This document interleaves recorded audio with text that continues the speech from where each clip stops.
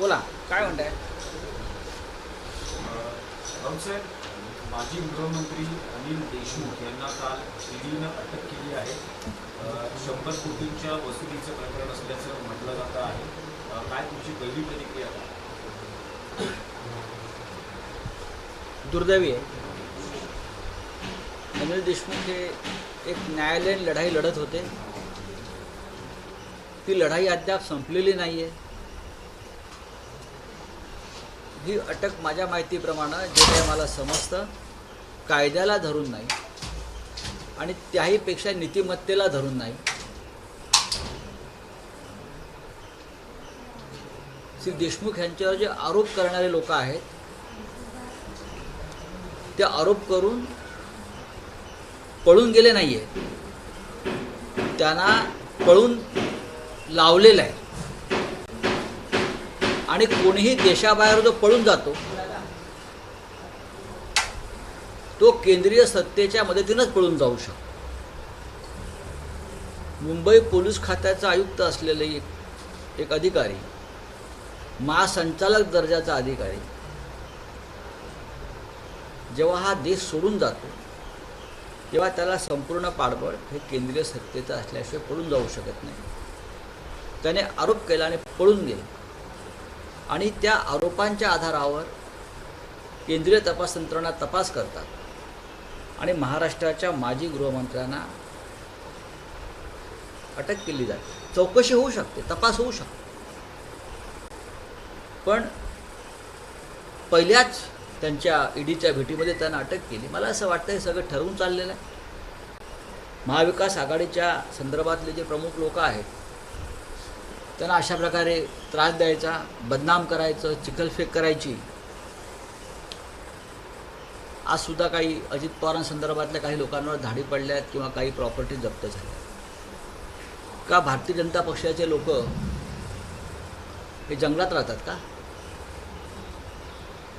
ते कुठे राहतात? त्यांच्या काही प्रॉपर्टीज नाही आहेत आणि त्या सगळ्या वैध मार्गाने गोळा केलेल्या आहेत. आम्ही अनेकांचं माहिती दिलेली आहे ईडीकडे, केंद्रीय तपास यंत्रणांकडे.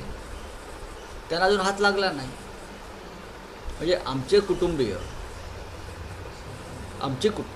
त्यांची बायका, मुलं, कुटुंब ही कुटुंब आणि आमचे का रस्त्यावर आहेत. हे अत्यंत घाणेरडं राजकारण ज्यांनी सुरू केलं आहे ना, हे त्यांच्यावर उलटल्याशिवाय राहणार नाही. महाराष्ट्रामध्ये राजकारणामध्ये कायम एक चांगलं वातावरण होतं, हे बिघडवलं आहे आणि याची जबाबदारी भारतीय जनता पक्षावर आहे.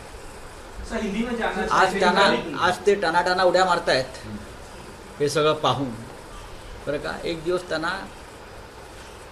तोंड लपवून फिरण्याची वेळ येईल. आणि मी तेवढंच सांगतो, हे लक्षात घ्या, मी सांगतो आहे. काही लोक म्हणतात की दिवाळीनंतर आम्ही असं करू, तसं करू, अमुक करू. यांना घरातून नाही, हे स्वतःची तोंड बाथरूममध्ये लपवून बसतील. अशा प्रकारचे स्फोट दिवाळीनंतर होऊ शकतात.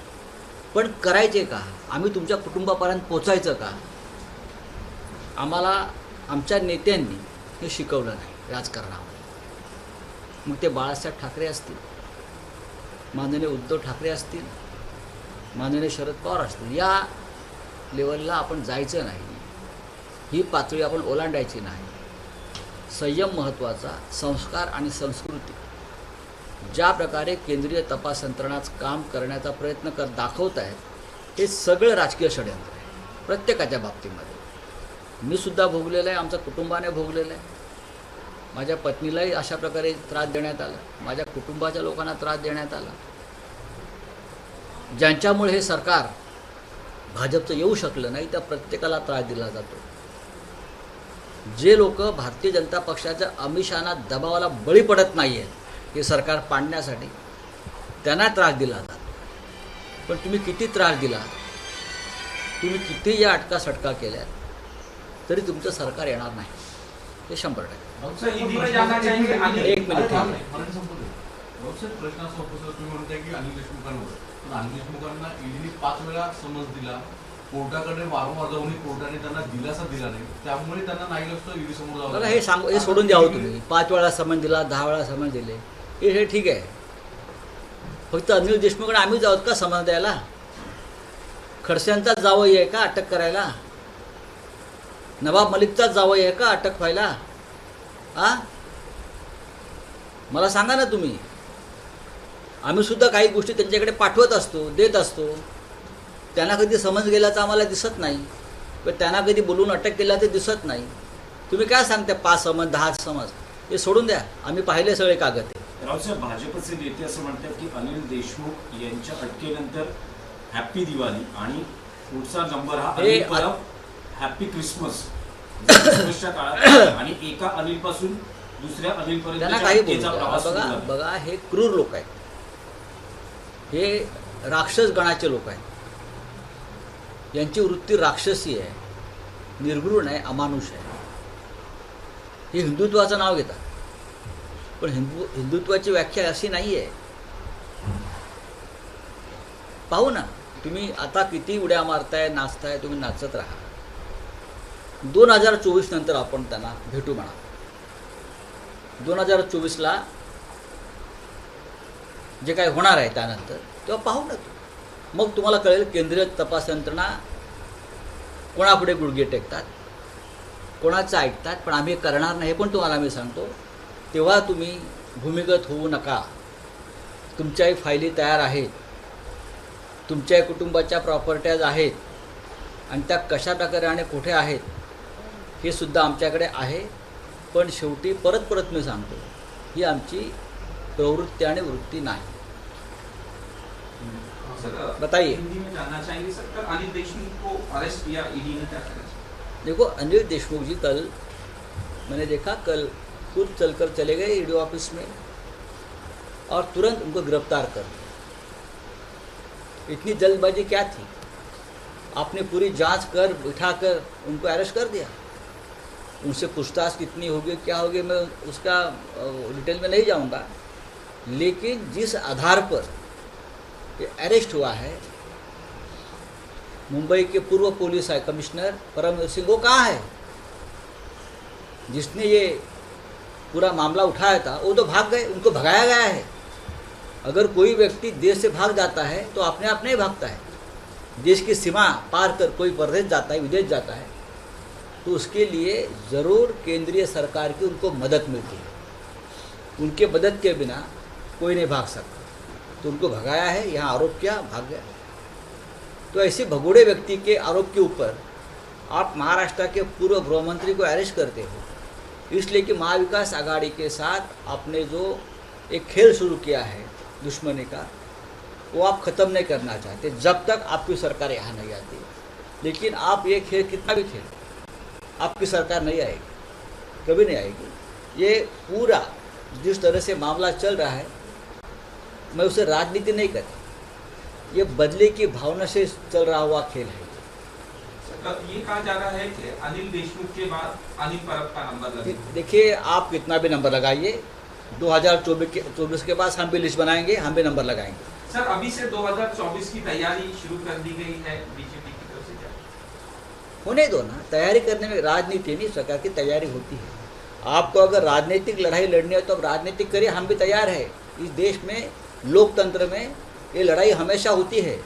लेकिन जो खेल आपने शुरू किया है केंद्रीय जांच एजेंसी का इलीगल यूज़ करने के बाद हमारे जैसे लोगों को, महाविकास आघाड़ी के लोगों को, जो आप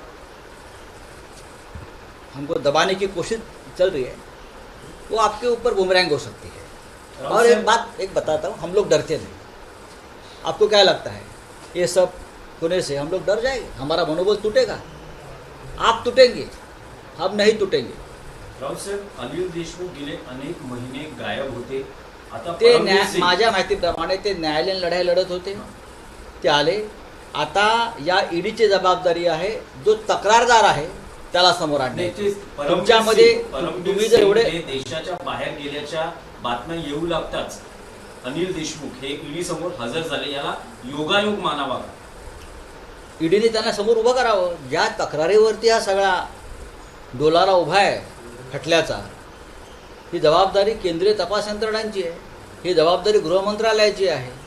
ही परमवीर सिंग जे तक्रारदार आहे, ज्याच्यावरती या महाराष्ट्राच्या गृहमंत्र्यांना, माजी गृहमंत्र्यांना तुम्ही अटक करता, तुम्ही त्यांना परमवीर सिंगना घेऊन या मुंबईमध्ये. तुम्ही विजय मल्ल्याला आणू शकला नाहीत, तुम्ही नीरव मोदीला आणू शकला नाहीत, तुम्ही मेहुल चोक्सीला आणू शकला नाहीत. निदान परमवीर सिंगला तरी आणा. तो तर भारतीय पोलीस सेवेतला एक वरिष्ठ अधिकारी आहे. तुमचं नाक कापून तो पळून गेला अधिकारी. असं म्हटलं जातं की परमवीर सिंग हे बेल्जियममध्ये आहेत. महाराष्ट्र सरकारकडे किंवा तुमच्याकडे काय माहितीये की ते खरंच देशाबाहेर पळून गेले आहेत का, की देशातच आहेत? तुम्ही दावाही केला की ते बाहेर गेले, तर तुमच्याकडे काही त्या संबंधित पुरावे आहेत? कारण साहेब, दुसरा प्रश्न की परमवीर सिंग यांना राज्याच्या बाहेर जाणं, म्हणजे राज्य स्थानिक आयोग आहे, दुसरीकडे ठाणे पोलिसांनी त्यांना संबंध दिला होता लुकआउट नोटीस काढली होती, हे सगळं करून राज्य सरकार अपेक्षित ठरलं का? परमवीर नाही. बघा, लुकआउट नोटीस, बरं का, रेड कॉर्नर नोटीस,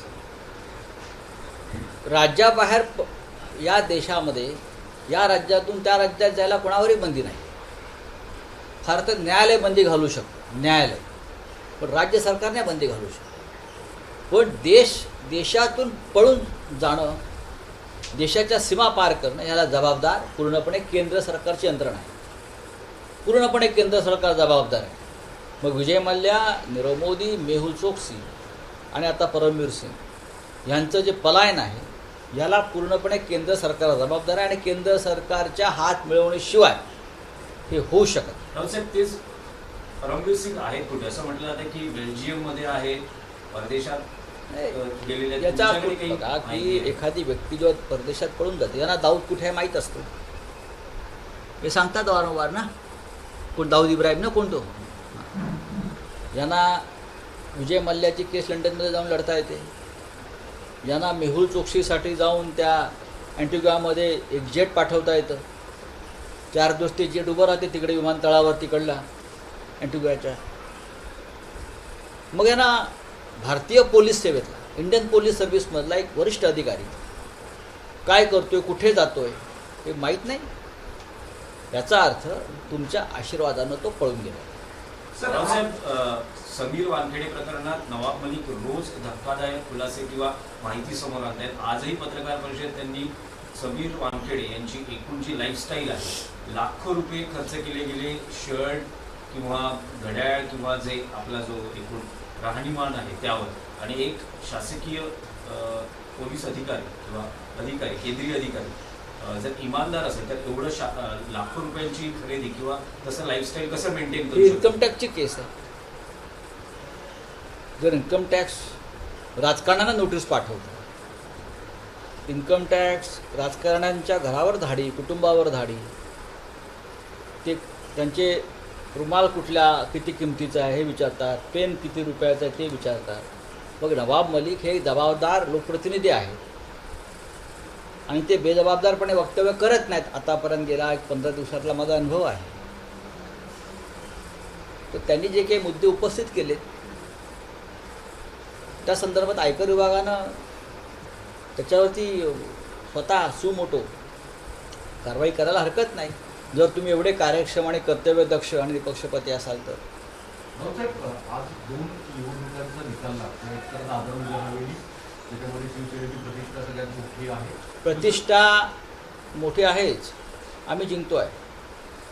जे आता माझ्याकडे जी माहिती येते त्यानुसार देगलूरला सुद्धा महाविकास आघाडीचे उमेदवार विजयी होत आहेत.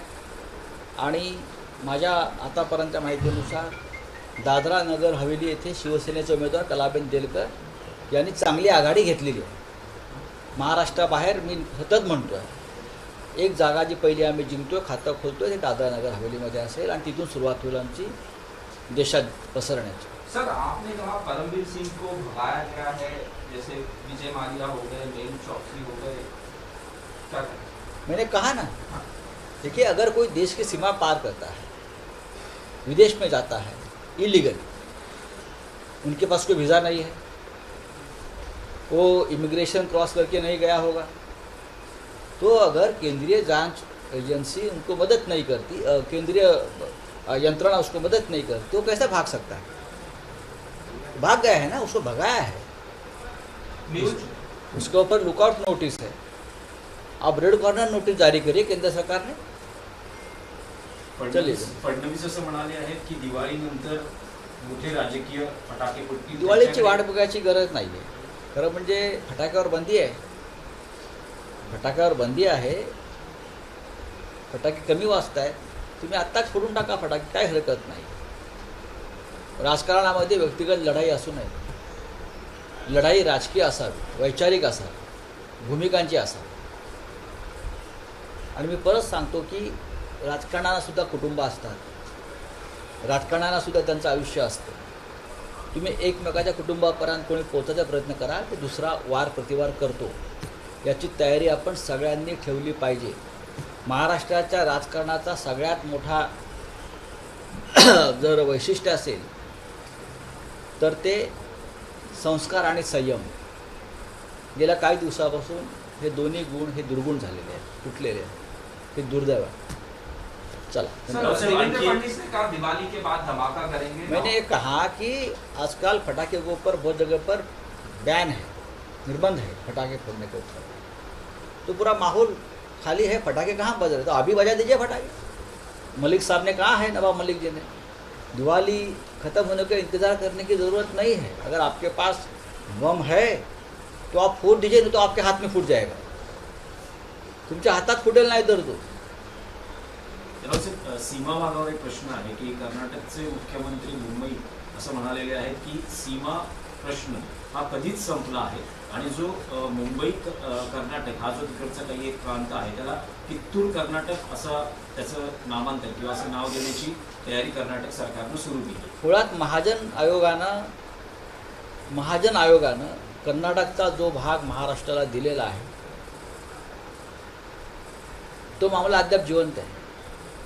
महाजन आयोग न्यायालय त्याच्या पलीकडे जो भाग आहे द्यायचा आम्हाला त्याच्यावर ते वाद सुरू. त्याच्यामुळे तो संपलेला नाही आहे. सर्वोच्च न्यायालयामध्ये जोपर्यंत ते प्रकरण आहे तोपर्यंत ते प्रकरण जिवंत आहे. जोपर्यंत सीमा भागातल्या लोकांची महाराष्ट्रात येण्याची इच्छा प्रबळ आहे तोपर्यंत हा प्रश्न संपलेला नाही. धन्यवाद. एबीपी माझा, उघडा डोळे बघा नीट.